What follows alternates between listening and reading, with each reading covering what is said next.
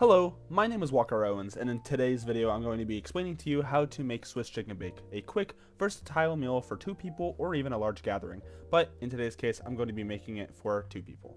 The first thing you want to do is you want to make sure that your oven is preheated to 375. I think that is the perfect temperature for baking Swiss chicken bake. The next thing is getting your chicken ready for the pan. So first off, you want to grab a pan like shown in the video and spray it with a non-stick spray.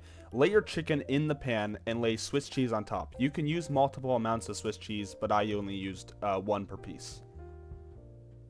So now that your chicken is ready, you want to get the sauce ready as well. So first off, you want to make sure you have all the right ingredients. So 3/4 cups of grated Parmesan, 2 cups of sour cream, as well as 2 cups of mayo, and 2 tablespoons of garlic powder. But now that you have everything you need, you can go ahead and mix everything in the bowl. I would preferably start with the sour cream or mayo. It doesn't necessarily matter, but just to make sure we get everything, I would start with one of those.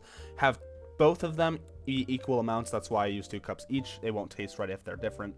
Or the garlic powder, you need the garlic powder. It will taste different if you don't have it. So just mix. Try to get all of the chunks out of the grated Parmesan as possible, but you're not going to get them all, so don't try to be perfect. So now that your sauce is all ready and made, go ahead and get your chicken pan and put the sauce in. Just scrape it all out, make sure to get all of it.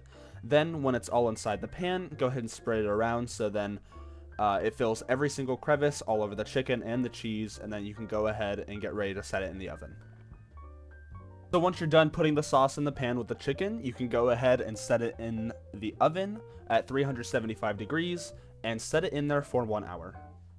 So now that that's baking, you can go ahead and get your rice ready. Basically, you just want to get 1 cup of rice, go ahead and put it in the pot, fill it up with water, and mix it around so all the starch comes off. Once the starch is off, it won't become as sticky.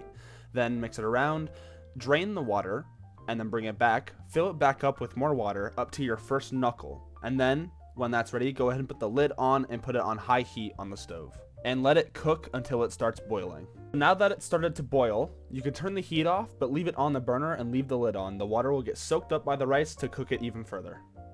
So now that the timer is going off, you can go ahead and take it out of the oven. If you're cooking a larger portion, more sauce with more chicken, I would say cook it longer. It needs more than an hour, say hour and a half.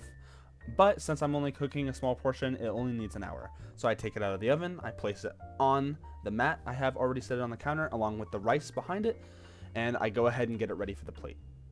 Whenever I'm setting the food on the plate, for Swiss chicken bake, I always specifically lay the rice out a little flattened because it helps spread the sauce a little bit more. I know people like to put butter in their rice, but for this dish, you actually don't need to because the taste of the sauce incredibly helps the rice. So go ahead and put the rice on the plate, put the chicken on top, and then scoop extra sauce if that's what you want. And just like that, you can go ahead and enjoy your incredible plate of Swiss chicken bake.